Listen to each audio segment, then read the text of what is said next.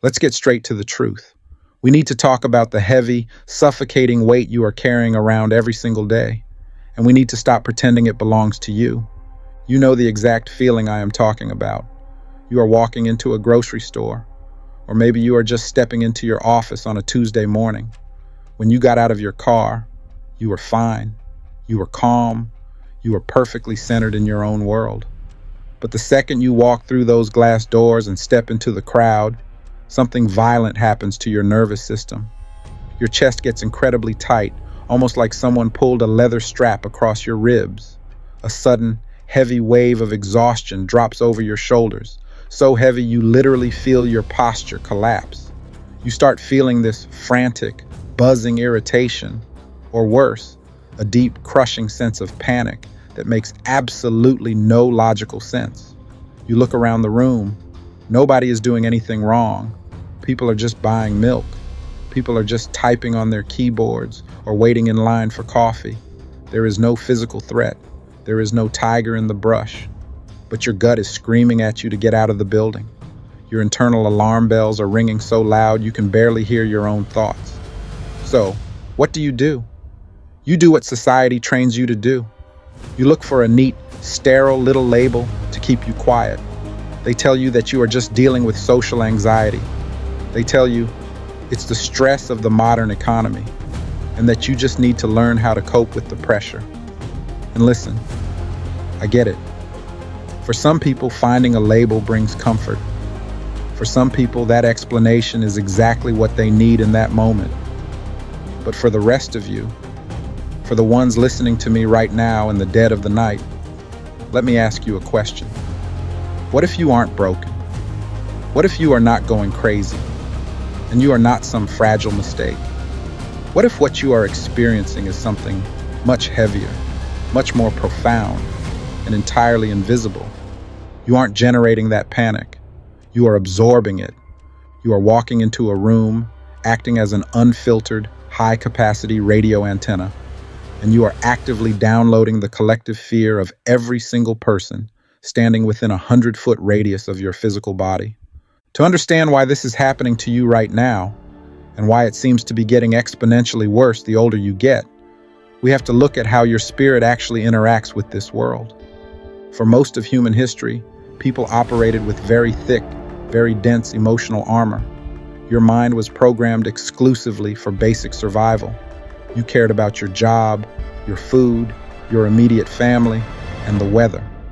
Your awareness was tightly confined to a very narrow, highly shielded frequency. Think of it like driving a military tank. You were safe inside. Nothing could get to you, but your field of vision was limited to a tiny, bulletproof little slit. You could only see what was right in front of you. But something massive is shifting in the world right now. The collective energy of this planet is accelerating, and the real you, the deep, undeniable spirit inside your chest, is starting to wake up. It is expanding. It is demanding more room to breathe. And as your awareness expands to process this higher level of truth, those old, dense walls have to stretch. The metal of the tank starts to thin out. The armor drops. In the modern spiritual community, they have a very popular word for this. They call it becoming an empath. But I absolutely despise that word. It sounds too soft. It sounds like a victim. It sounds like someone who is destined to be a bleeding heart, perpetually bruised by the world. We don't use victim terminology here. You are not an empath. Your receiver dial just got blown wide open. Your nervous system is no longer just processing your own private thoughts.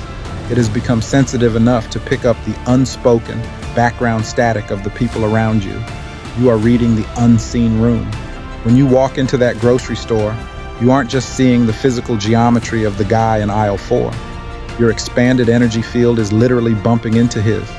And if that guy is silently terrified about his mortgage, or furious about his impending divorce, or quietly drowning in the dread of the daily news cycle, his fear is radiating off his physical body like heat waves coming off a black asphalt sidewalk in the middle of July. Your open receiver picks up that heat. Your physical body processes the data, but because nobody ever taught you how to manage this gift, your brain doesn't know where the signal came from. So, it does what the mind always does. It immediately assumes the emotion belongs to you. That sudden burst of white-hot anger you felt in traffic, it wasn't yours. You literally drove through a localized cloud of someone else's road rage. That heavy, suffocating depression that hit you halfway through a family dinner, it wasn't yours, my friend. You were passively downloading the unresolved, silent trauma of the person sitting directly across from you. You are a high-powered antenna operating in a world completely submerged in absolute static. This is where millions of people get trapped, and this is where we have to issue a severe correction. Because people will tell you that being a sponge is a beautiful thing. They will tell you it's a badge of honor to feel the pain of the world, that it makes you a healer, that it proves you are spiritually advanced. Let me be incredibly clear. Walking around with an open, unshielded receiver is not a spiritual achievement. It is a massive security breach.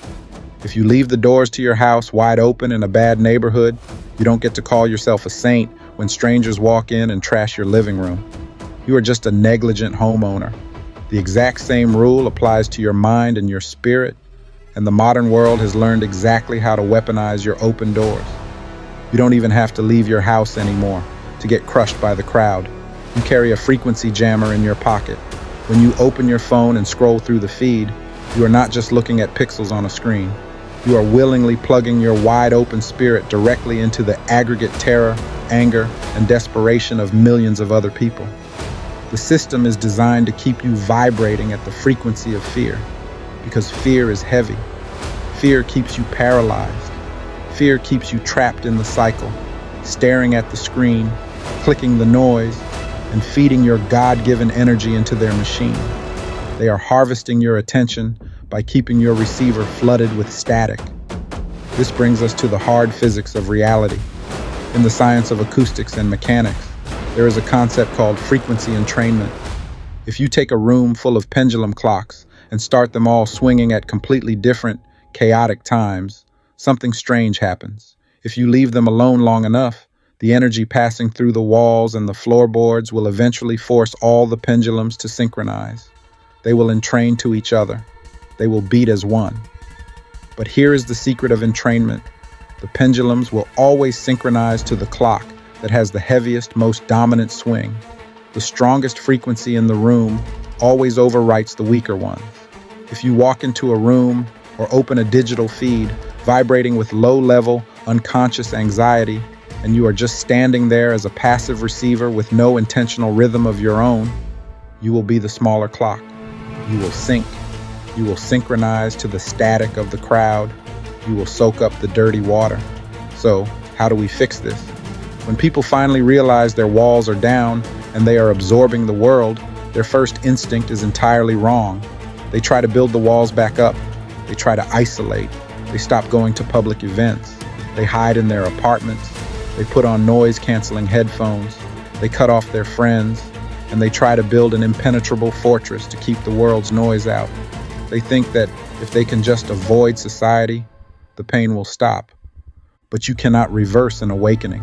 You cannot shove your spirit back into a smaller box once it has seen the light. Isolation is a temporary band-aid for a permanent evolution. You cannot survive the next chapter of your life by hiding from it.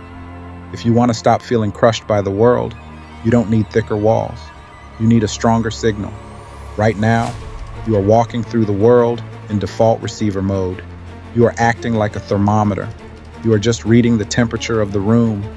You are waiting to see what the room feels like before you decide how you are going to feel. You must take your hands off the receiver dial and you must slam the switch over to transmitter mode. You have to become the thermostat. You have to set the temperature. Remember the law of the pendulum clock. The strongest, most anchored energy in the room dictates the reality of the room. Always. If you walk into a grocery store or a boardroom or a tense family gathering and you are fully anchored, if you are consciously projecting a massive, heavy, unshakable frequency of absolute calm, absolute authority, and absolute peace, the room has to adjust to you. You do not block their panicked energy. You overwrite it. You become the heaviest pendulum clock on the wall, and you force their chaotic static to synchronize to your rhythm. This is not just philosophy. This is a daily mechanical practice. The next time you walk into a crowded space, or the next time you open your phone, and you feel that sudden alien panic hitting your chest, I want you to stop dead in your tracks. Do not take another step. Do not own it. Do not claim it. Do not say, I am anxious. I want you to take a deep, physical breath. Locate that heavy, chaotic energy sitting in your chest and verbally, internally reject the package. I want you to say to yourself, return to sender. This is not my static. I do not accept this weight. Then, you take the dial. You visualize the absolute core of your chest as a massive transmission tower. You do not shrink down to hide from the room. You expand. You push your own piece out. You push it 10 feet, 20 feet, 50 feet in every direction until it fills the building. You fill the physical room with your unshakable presence. You let them feel your calm. You let them feel your power. You are not a victim of this modern world. You are not a sponge for the misery of the streets. You are the creator of your own space. Stop letting background characters dictate the weather in your mind. Stop letting the noise harvest your peace. Stand tall. Set the temperature. Be the heaviest clock on the wall. The world is waiting for your signal. Send it.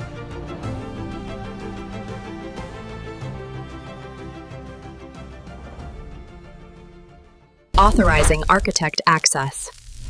The signal is valid.